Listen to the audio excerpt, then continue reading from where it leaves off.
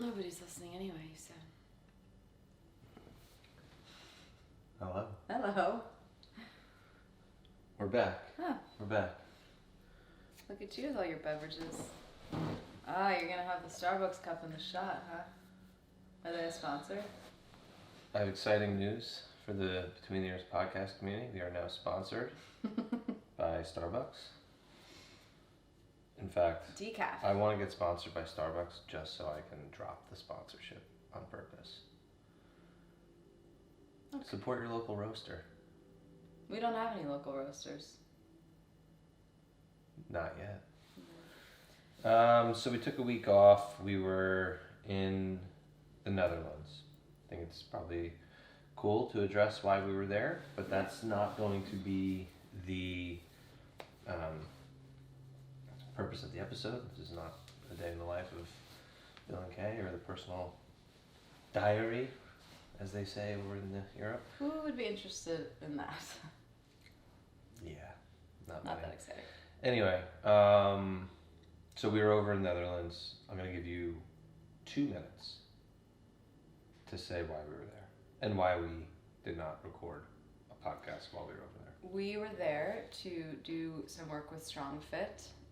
We are launching in January a program that is going to help affiliates who are looking to evolve, and we're combining our expertise of running an affiliate and doing that over the past few years with obviously Julian and their team and their expertise. We did not record, so we recorded a podcast to kind of launch that. We didn't record because... Their podcast. We were on their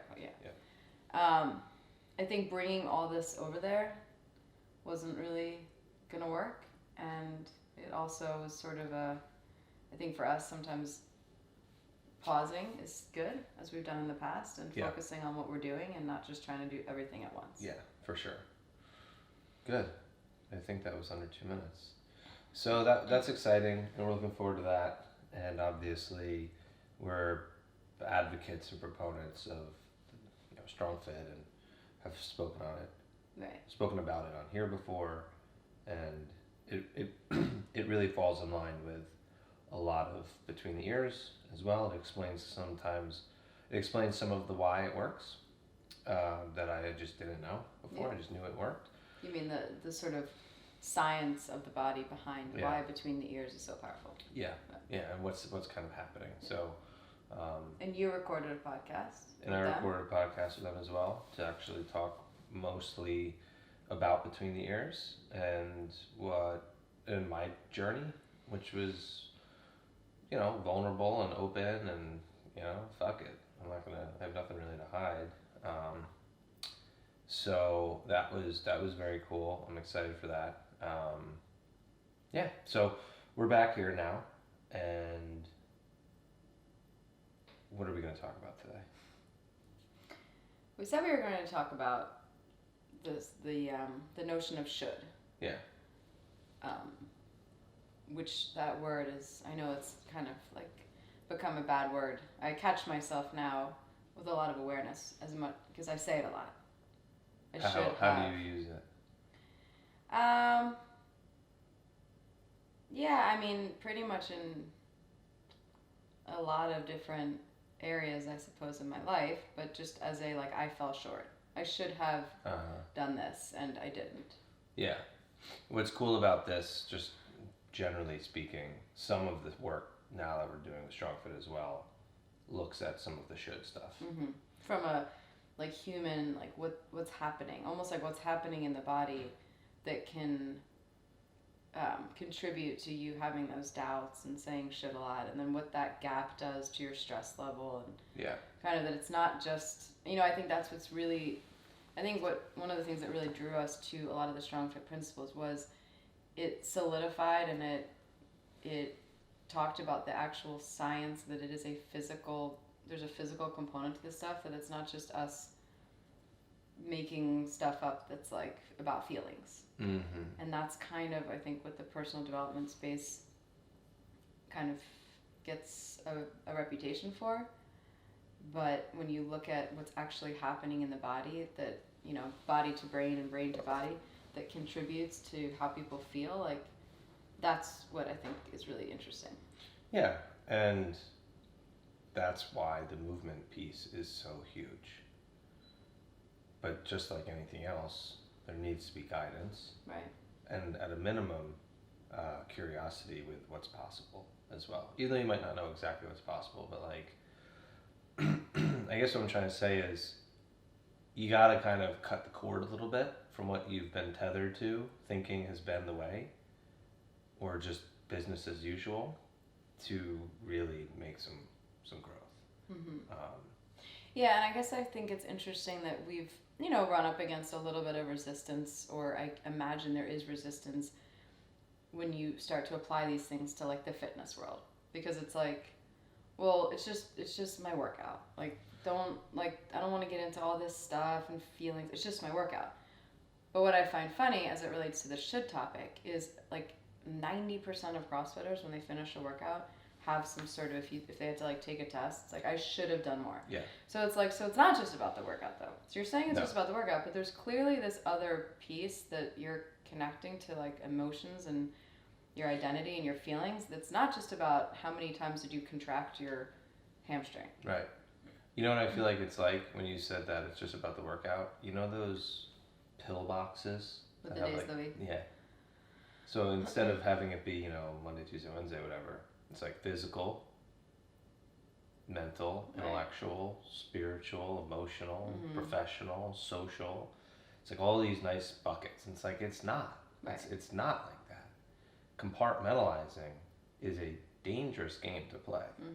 And when we're looking at developing ourselves from within, using movement, using fitness, using community, it's not as just like, oh, I'm just going to do my kettlebell swings today. Right. I mean, and if that's literally all it is for you, then okay, I would suggest you're missing out on a lot. And so so a lot of people finish a workout, and it's like you were always better. You were more fit in your memory than you were in reality, and so often should gets used. I see it all the time in every between years event as well. At some point during the night, oh, I shouldn't have done this. I should have done that. And it's like, well, if we were to, and I just kind of sometimes recount what we've done to that point. And it's like, so you understand rationally that you've been up for 20 hours, and you're in the middle of the night. You have no idea where you are. You fell short of a task, but now you're beating yourself up over it. Like, what's that all about? Right. Can you see where? Do you think you're Superman? No. Or Superwoman? No. Okay. Do you see where you might be tired and fatigued and stressed out? Yes. Okay, so do you think that could lend itself to maybe like not complete task? Yes. So then what is it? Well, I feel, and it's like, right, you feel.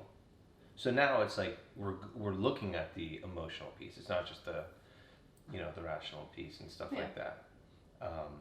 So do you think should comes down to like that idea of like self-confidence, or? So I think, okay, so I put up a little graphic, a little art, one of my little painted things a couple months ago. We talked about this at Immersion for the first time, that if you take shame and could, and you put them together, you get shame. Should. Sorry. What? Hold on a second. Shad? Shming? Shame plus could equals should. And so I think if we look at the components of it, and look, is that a scientific definition? No, but I think it speaks to the balance between internal and external, rational and emotional, very, very well. The shame element is obviously an internal thing. That's a feeling. It's an emotion. That is something that you're labeling yourself, and you're diminishing who you are, and attributing it and labeling it as shame. Okay. Different than guilt. Brene Brown talks about that. Read her stuff. It's great. Could is a physical thing. Potential that's not being realized. opportunity, perhaps. It's very much something that like is an action that can be taken and that is within the realm of possibility for you to execute. So when there's shame, personal shame, feeling like you're unworthy of yourself in connection with a physical action that you didn't do or do enough of or whatever, that's then where we see should pop up. So if we look at like a CrossFitter, the workout is 15 minutes of pull-ups, push-ups, and air squats, and they want to do around a minute. And they're a good athlete. Like, yeah, you could do that. It's not like you're saying I want to do 2 rounds a minute. It's like, you cannot do that. So now you're just delusion. 1 round a minute, you could do that. It's within the realm of possibility, but you didn't. You didn't, and now because of that, you're like, I am less than, and I'm really ashamed of my poor performance. Okay. And you're associating that outcome with who you are as a human being. And then it's like, how did it go? Like, well, I got 14 rounds, but I should have gotten 15. And it's like, well, what you're telling me is that you can't accept who you are because you didn't get 15 rounds. And so there's a high degree of shame in there. And I think when we look at how we're using that word, in the fitness space, it makes a lot of sense. But then when we pull outside of it, and it's like, well, I should have gotten a promotion. I should have done this, done that. Okay, so then it speaks to like the metrics. So if there's I should have 10 clients or whatever. Like, what's the metric there? Should, because what are the things you're looking at that lead you to believe that that's the case? So like if an athlete, for using that example, well, take Cindy for example, I should get that because I'm really good at butterfly pull-ups, my conditioning is good, Right, but what's funny about that is you could get that because you're good at butterfly pull-ups, because your conditioning is good. But that's just a possibility. When you say you should, there's this internal piece. Right, you were somehow less than. Right, but even if you say it beforehand, like, oh, I should be able to do that. It's like, if you were to reword that, say, I can do that. That's much different. That's like kind of objective. It's not really like whatever. So it's like, oh, I should be able to. It's like when we say should, there is a pressure that is present there. Right. And there's a spotlight on. There's something emotional and something internal that you're attaching to some sort of outcome, some sort of result. Right. And it's very much contingent upon that versus it being an expression of something. Like, hey, I can do 15 rounds of Cindy in 15 minutes. Right. So I think the physical stuff, while it's easy to use as an example, is probably less, maybe with some people, but less like impactful in their life. So if you take an example that's a little bit more impactful, like, so say the client example. So say I am trying to get clients, like personal training clients, and I say, like, I feel like I'm failing because I should have 10 clients. I have 2 clients. I should have that. So now that gap is adding like a ton of stress. That's the problem. That's what we're saying with the issues. And so why should I? So like I could have it, like, okay, I'm a really good trainer, I'm knowledgeable, I'm putting out these things, whatever. All those things. I could have those. Should means I am falling short. I'm not living up to my self-perceived ability. There's a gap there. And so then there's a stress. Now that becomes a significant stress for people, closing that gap. Yeah, and for sure. And I think when you say things like you should, there's like a bonding. You're bound to something. You're bound to something else versus if you're like, hey, I can get 10 personal training clients and I'm going to work towards doing that. By using my talents and my gifts and doing this and doing that. that's different than I should have. Because let's be honest, it's never going to be enough anyway. Well, then once you get 10 clients, it's like, well, I should have 15. You know, I should lose a few pounds. It's like, you lose a few pounds. I should lose more. Well, I should do this. I should do that. And, you know, a lot of it's like, well, why the fuck aren't you? And so, and we hear that quite a bit. Well, I should really clean up my diet. Well, then why aren't you? Why, you don't like the taste of cookies? Or, you know? So it's one of those things, like, there's this pressure element, but there's also this, you're like bound to this less than element. And if we clean up our language a little bit, and I think that's one of the biggest things that, you know, or one of my things I'm most interested in too, is like, because mindset is a mode of self-communication, we do need to address the language element of it and being aware of what we're saying. Right, so if you're always saying that, I should this, I should that, you're just living in a perpetual state of like not enough. Without a doubt. Right. And it's Which like takes a toll. And it takes a toll. And it's either you might have the potential also, and you could have executed 15 rounds of Cindy, you could have acquired 10 clients, you could have whatever, gotten a promotion, like that's entirely within the realm. But it didn't happen.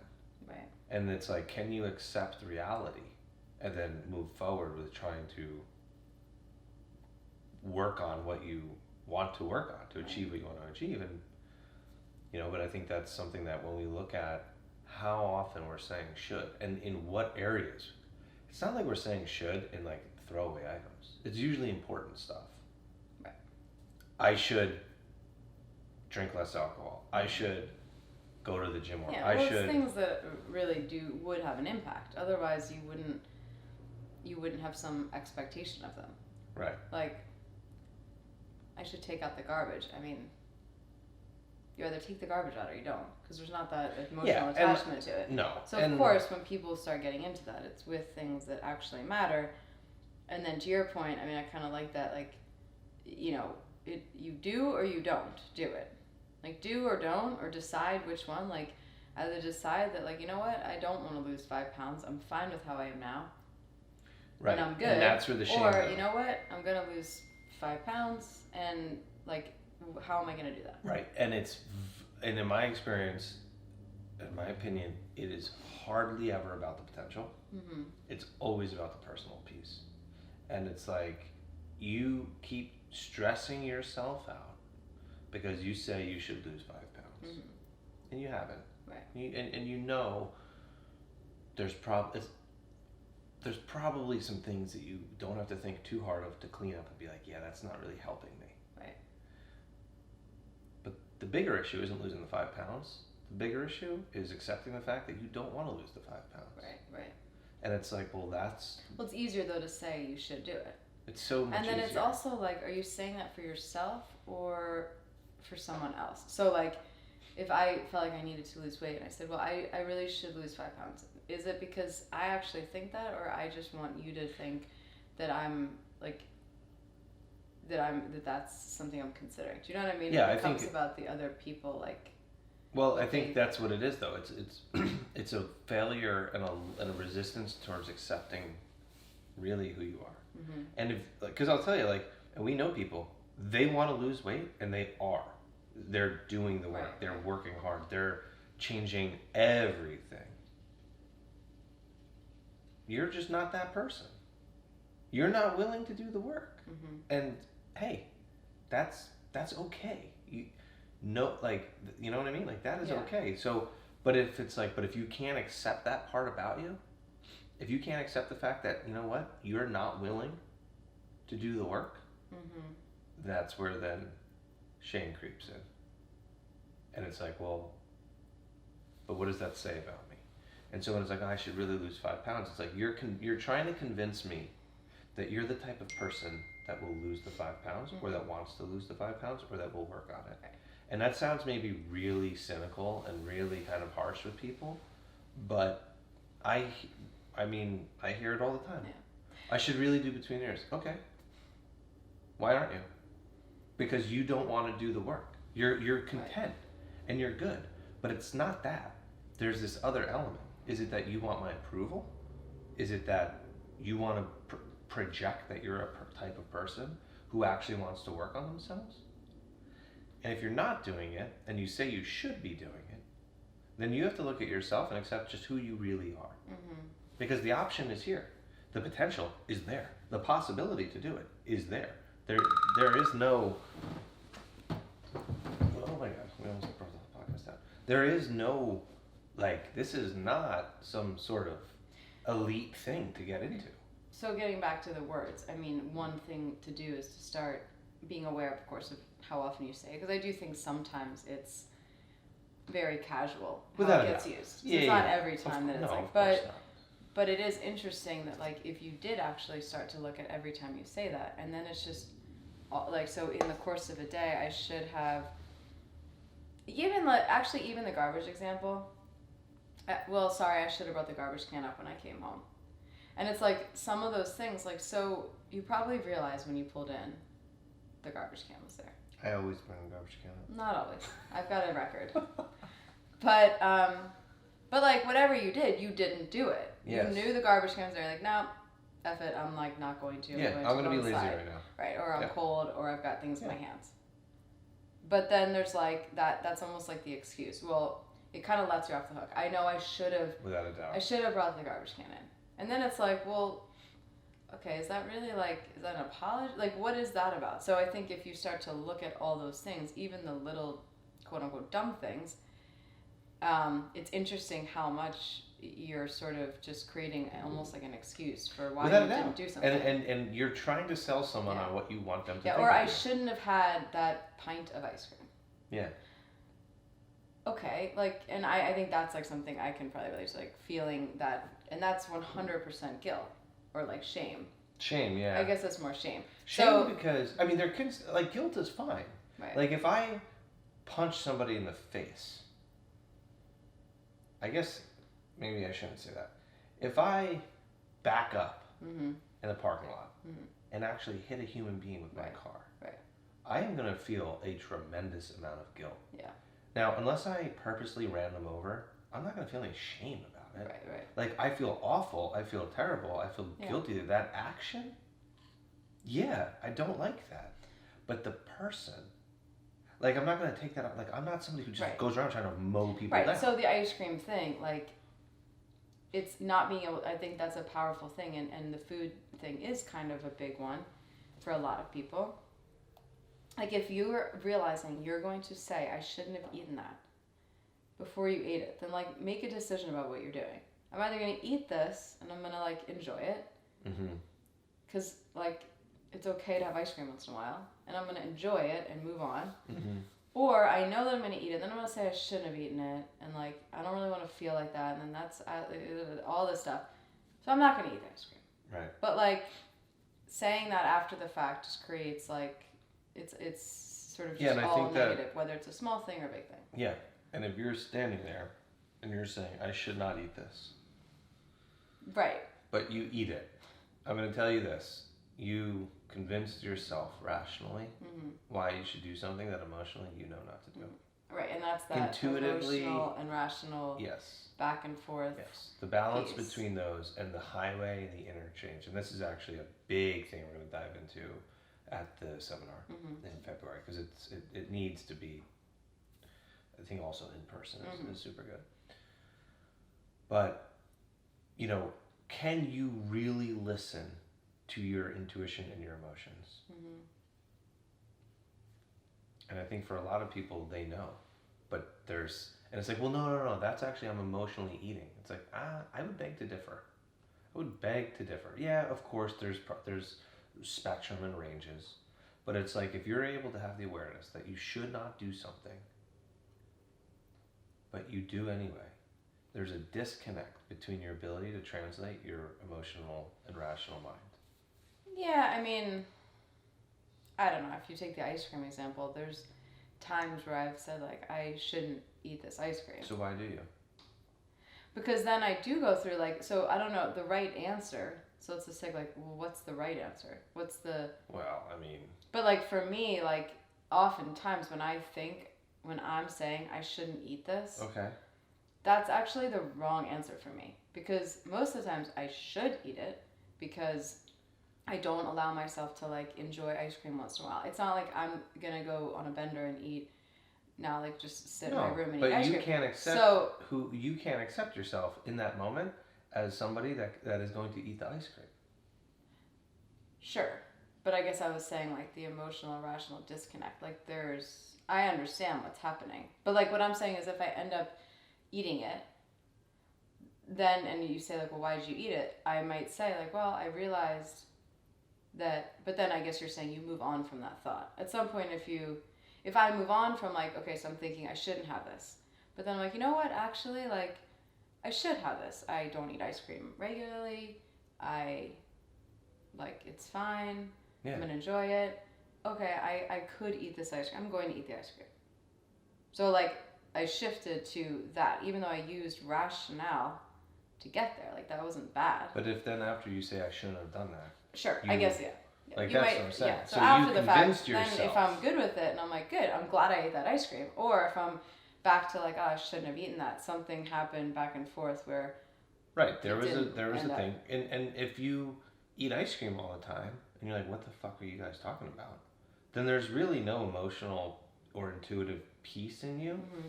Now, if you're somebody that's eating ice cream all the time and you're also saying you want to lose weight or you should lose weight or whatever, then like, right, so then there's something broken in that as well.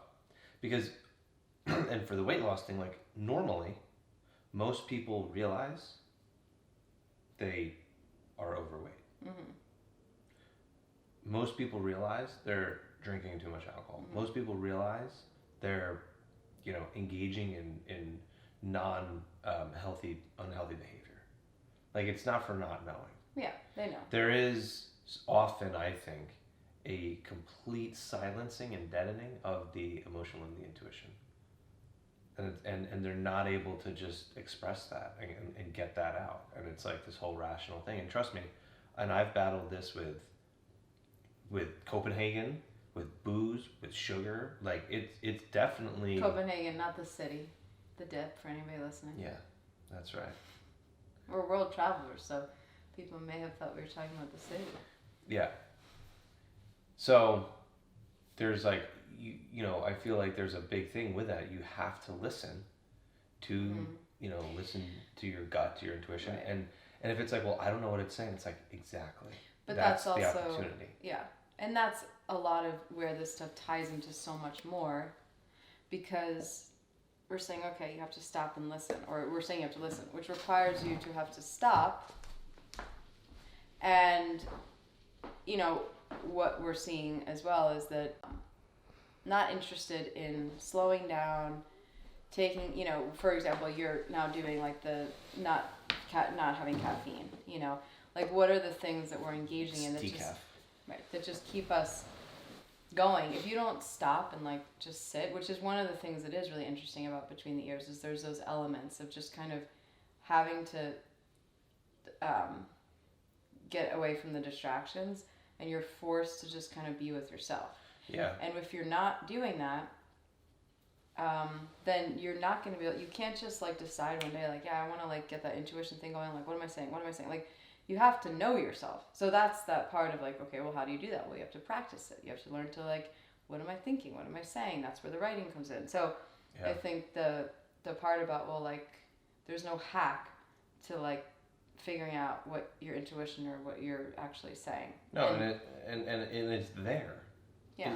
It is there. It's just you're not able to access it right now. And so that's like the awareness piece. And I think one of the biggest things is like it's not about necessarily being like heady with things or some sort of philosopher of this, that, and the other. It's like Plato was kind of all about like you can rationalize your way through life. And you should know, like, I'm going to be able to see things at a distance and perspective, and like this Spock character of just being able to use supreme rationale. It's like, that's fucking not life.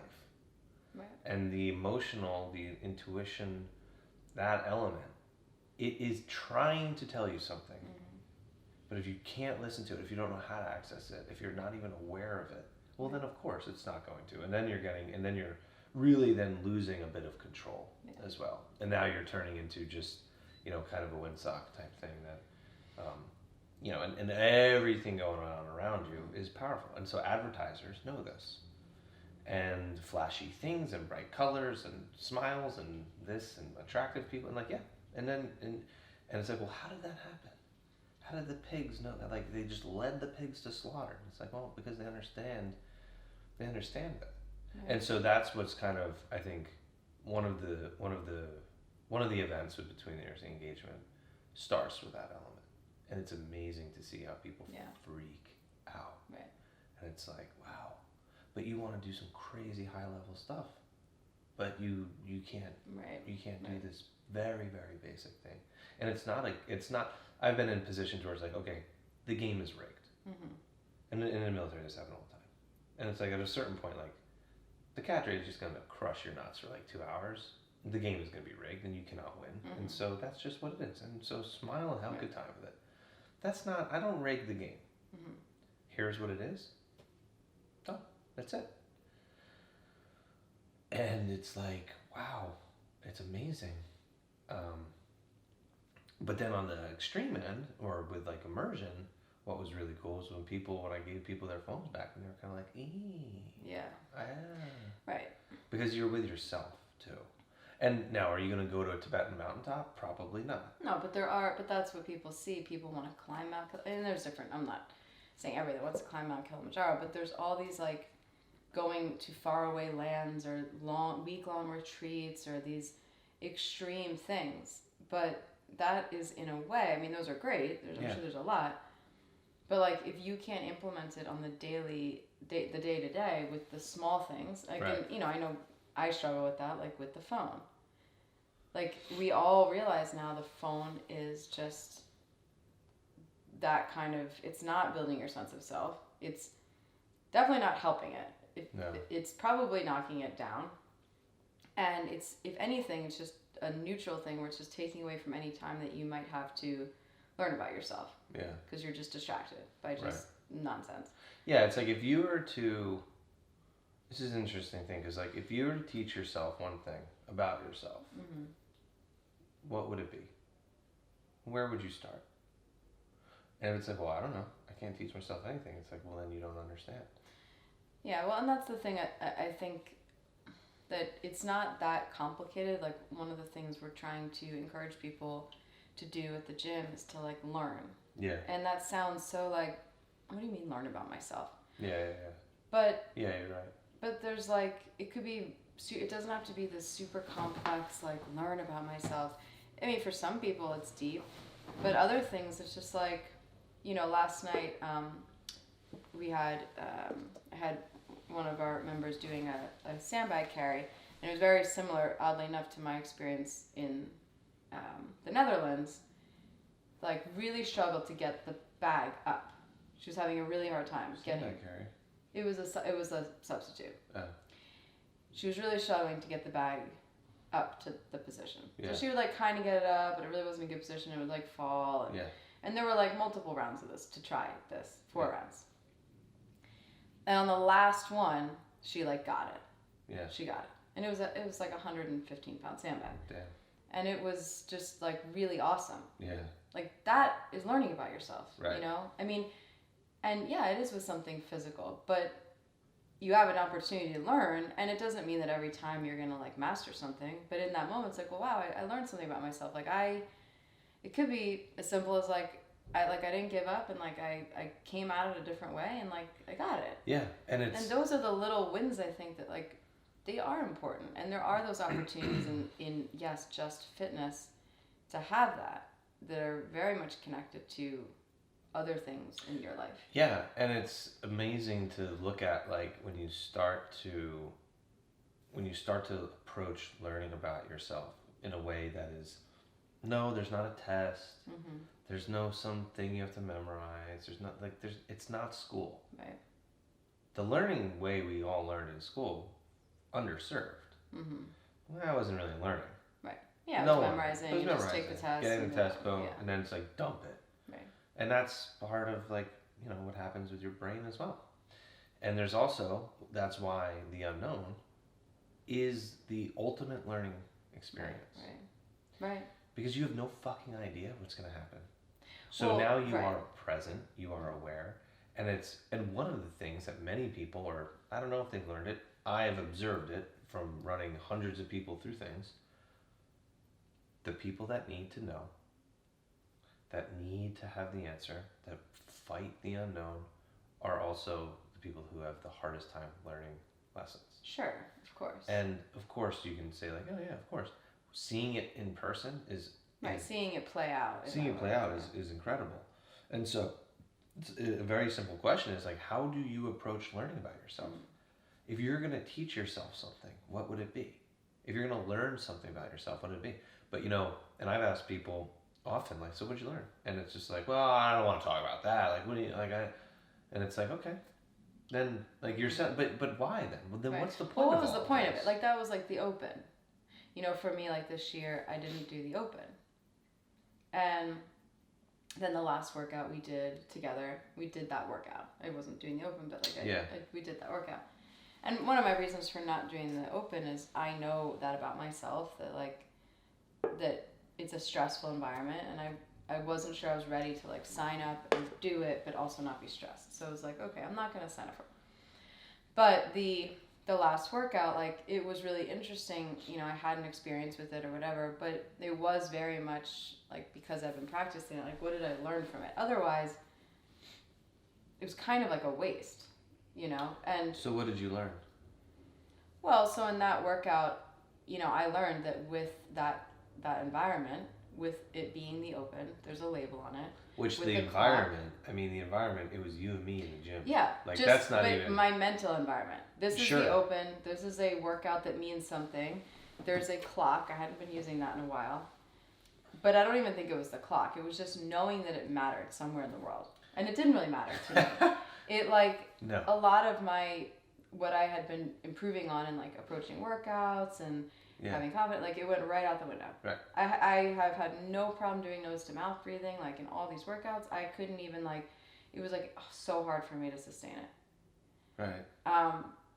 And so like, if I didn't stop and say like, okay, what did I learn? Then that would be sort of like a shitty experience that just like didn't add value to my life, took away from it. It's like, wow, that sucked.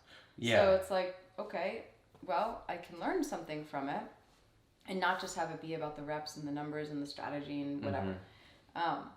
So I think that's an opportunity for people to make, you know, not to sound like this, but like to have a positive experience come out of something, like even like in an argument, like in a relationship. Yeah. You know, and I feel like we do try to do this. I mean, and we do not have a perfect relationship. We argue. But trying to come out of it, like, okay, like trying to learn about the other person or even about yourself. Okay, now I'm realizing that I have a tendency, and now I'm learning that I do this thing. Yeah. And I can see how that can have an impact. Yeah. But if it's just for nothing, and then you just, you know, kiss and make up, and well, if you won the argument like, okay. but didn't learn anything, it's like, what? I mean, I would say you lost it, but nonetheless, it's like, well, what is the point of it? This whole thing. Right. You know, and I think that within that example that you used with the open too, it's like, well, why was the CrossFit Open so stressful for you? And it's not for some people. No. Like for some people, it's not inherently bad. No, not at all. It's you. It's 100% you. And so it's like, well, what was it about that? Right. It's because your performances said something about who you are. Right. Yeah, I was very much, my identity was wrapped up in what I could do from my capacity at the gym. Right. And that usually pits you against other people. Mm-hmm. Right? Yes. It's always in that, so there's a stratification of that, and it's like, okay, if I was better than most people, like, all right, I feel good. You know, right. Yeah, so anyway, so the open was that, and I mean, for me, the open never was that. Mm-hmm. Like, I never gave, actually, that's not true. 1 year in Bragg, I was like, you know what, like, I think. Yeah, but there wasn't that, like, even if you took it seriously, you weren't, like, you weren't losing sleep over it. I was losing sleep over the open. Right, I was not losing sleep over it. I was more into it, though. And I was like, you know what, like, and it had to have been the first year of the Open. I don't know. Was it around? Anyway, it was like, yeah, I'm gonna like do this. I'm gonna care about my score, and but that was also before anyone ever repeated it. That's the other funny thing. The first year of the Open, people didn't repeat workouts. I repeated them. But I repeated that snatch double under one 3 times. That was the first Open Remember, workout. I got off the plane and I drove right to the gym. No, but that was not the first year of the Open. Yes, it was. 11.1. Anyway, no. This is ridiculous. That was when we were in Tennessee. Anyway, we were so talking about learning. The whole point with that is attaching your personal worth to something that's reliant or an objective or an outcome rather is a dangerous, dangerous thing. And that's where shame overtakes you. I felt that. I talk about this on the Strong Fit podcast with Between Years. I talked about this at the Do lecture. Even though I rationally knew that, like, hey, I'm more than just a Green Beret, I was not able to completely shield myself against the toxic and disordered thinking of having your entire identity wrapped up with generally something that is outcome based. Right, and so then your thing was, I should have done more. I should have this. And so that, but then what do you think it took? Like, you had to come to grips with, like, really that emotional and rational highway at some point. Right, because rationally, it was never a question, rationally, of like just the deal. Yeah. The deal is you don't get to choose what you're going to do. Yeah. You can get on paper, you can talk about it and this and that, And it also wasn't for like, well, other people, because, you know, some fucking badass dudes were like, dude, you're a stud. And they weren't like, well, but there was no caveat. It was like, no, like, hey. And then there was other people who was like, hey, you should, you know, go to the next level or do this other stuff or whatever. So rationally, it was fine. But emotionally, it was a wreck. Come to that point where you kind of realize, like, I need to stop saying I should? Like, what had you clear that gap for yourself? I mean, I'll be honest with you, there's some days where I don't feel like I've cleared it.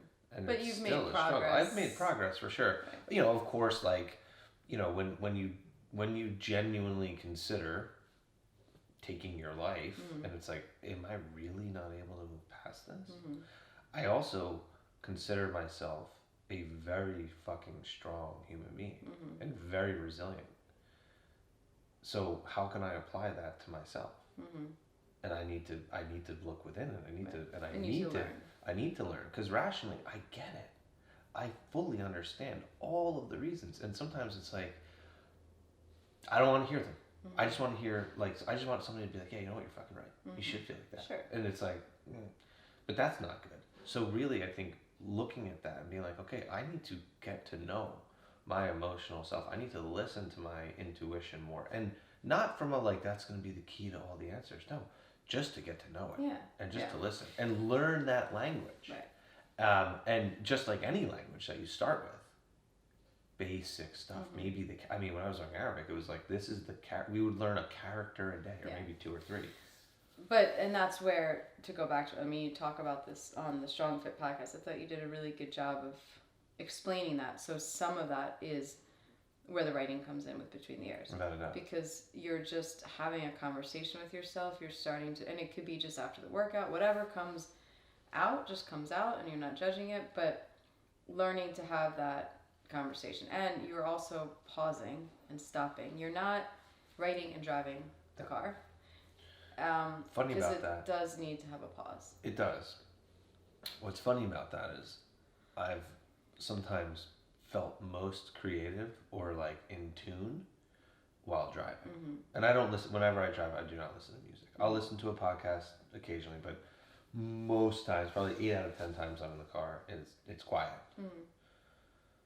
I mean, I love it. It's just, there's no, it's just some time, some simple time. Other than screaming in your head. Do you hear that?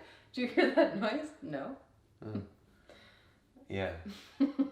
There's a war going on inside my mind. Anyway. And so sometimes I do actually have that urge of like, I gotta capture it. And I'll be honest with you, a lot of times with work stuff too, or like there's some creativity there. But nonetheless, it's like I think there is what it is sometimes it's not just a function of like I'm gonna take my eyes open and stare at the wall all day. While I think that would be a really valuable thing to do from an experiential standpoint, it's not realistic to do that. No. But there's that element of like, okay, it's kind of like meditating. Right. I was just gonna say. And there's this mantra going on, and the purpose of the mantra isn't to convince yourself the mantra is real or whatever. In many ways, in different forms, it's just a noise. But it's this little thing to keep you alert enough. I forget what the TM people call it, but either way. Yeah, I forget that. But the writing is huge because you do have to stop, and with your hand. You know, yeah, sure, of course, if you're not without a pen or something, you video, you audio, and that's fine. It's not, there's no absolutes in this thing, but you know, stopping and the 5 minutes. And what I've also found is that sometimes it takes like 3 to 5 sentences to get through the bullshit. Yeah, because it's like, oh, this and then that. And it's right, like but it's a way to start. You're like, just kind of. You just get started. You get warmed up. You're just probably kind of providing the context of like the very basics of what's happening, and then you get into the rest. But, yeah, and I think there's so many. Everybody, meditation isn't for everybody. I think, but any kind of like for people trying to at least slow down or start to listen to their own intuition or learn about themselves or anything, you do have to start with just like, okay, where can I start to take 5 minutes? Maybe it's before bed. You're not going to go from like watching TV on your phone to lights out, or you know, you're going to take 5 minutes. Maybe it's meditation. Maybe it's, you know, doing the workout. You know you're going to work out. Have your journal there and just do the writing afterwards. Or, you know, and something we have been encouraging people is like not just adding more stress to their system. If you're in a place where you are pretty stressed out, take advantage of a day where like, you know, you're going to go to the gym. You know, if you go home, you're not going to just walk by yourself. Okay, put some headphones on and get on a rower in the corner. Yeah. And row. Yeah.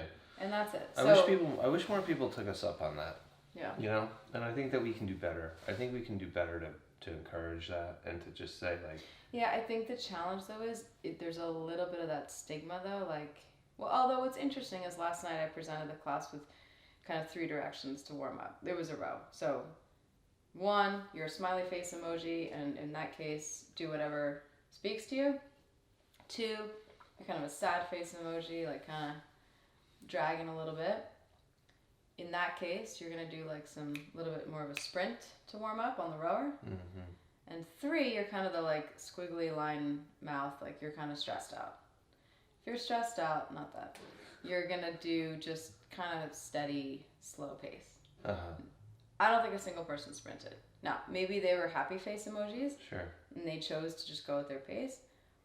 But it was interesting that, like, if anything, I think people are developing awareness. They're coming in, they're like, okay, I know I'm, like, a little bit stressed. Yeah. So let me at least start to see that, make an adjustment. I wonder if there's a difference between, you know, I think it's interesting. I would, like, if you were to go to the Globo gym, a traditional big box gym, versus a CrossFit gym, I wonder what that difference would look like. And I would just, I guess what I'm trying to say is like, you know, and actually not any CrossFit gym, our CrossFit gym, because of just the culture that's there and all of the work and the messaging and, you know, all of that.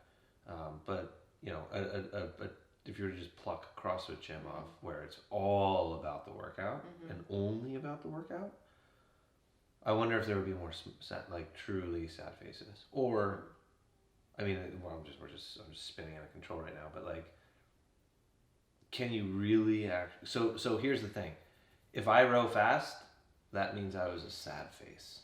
That means they're gonna know I was a sad face, and sad face is not good. So I think some of it's like, Yeah, well, then it goes back to what the original point of this podcast was, just to. Yeah, I feel like I'm Tyler with Julian trying to reel him back in. Come back. I do actually think people like, well, I'm here at the gym, I should get my money's worth, work hard, push myself. There's a whole context of like, well, you know, what you should be doing, and like, well, why? Like, what is that proving about yourself to push hard Right. versus taking a step back and saying I'm just going to move. So Right. yeah, I think there's a lot of opportunity in the gym to work on that topic of like should and learning, and it's an environment that what's interesting about it, there is some consistency, there's some structure to it, so there is. And there's frequency too, Right. which is huge. I mean, giving yourself, that's one of the things I love about the practice with each week. You have 7 full days Right. to just examine and look for one topic. Right. Just one topic. Just So- one thing. And I think I know there's like, I think the challenge also is it takes time, and the answer also isn't to do it all at once. And I think there are some challenges out there, things like that, where it's encouraging you just do everything at once. You're gonna like do this workout, you're gonna do that, you're gonna drink this water, you're gonna take this, you're gonna eat like this, and it's just so much. It's just all this stuff all at once that you're really not learning anything. You're just now just trying to check boxes and like, Right. did I do it? You get done the thing, it's like, what did you learn? Like, I don't know what I learned. I'm just glad I'm like alive. Yeah. So I think being careful about like dosing one thing at a time, which is what's nice about the practice, is it's not one day and then the next day you move on, and the next day Right. you have. You know what? I think it would actually sell more if it was that way. Sure. If it was Well, like it's a quicker fix. instead of it being 3 months, if Yeah. it was condensed into 3 weeks. Well, I think or it'd be 1 month. interesting if you gave it to people and they could do with it what they would. I mean, that was an idea that people could unlock their next thing whenever. Yeah. But then it doesn't. It just becomes like you cannot just move from one topic to No. the next and absorb it. So Yeah.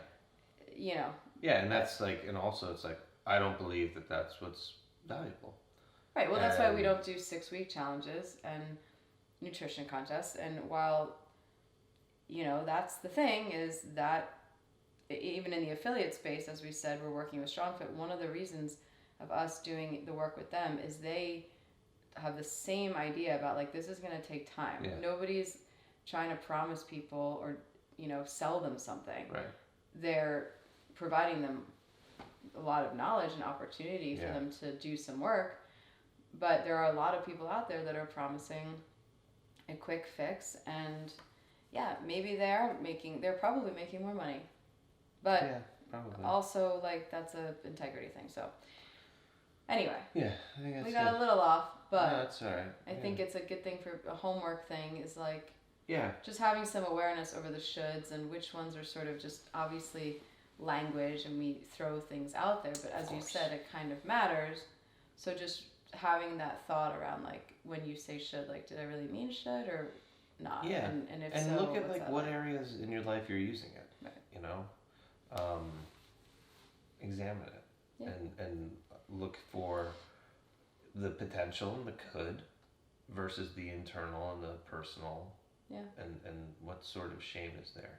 And that would be a good writing topic for people, like every day for a week, just spending 5 minutes on like should. Yeah, and I don't think, and here's the thing, just to finish it, like you going through your day knowing that this is happening and saying, good, I didn't say should, like Right. you didn't, there's no winning this. No. There is no winning this. It's not, the did I do it goal is right? not to get Yeah. 0 shoulds at the end of the day. Like the macros. Zeros. Yeah, stupid macros. Anyway,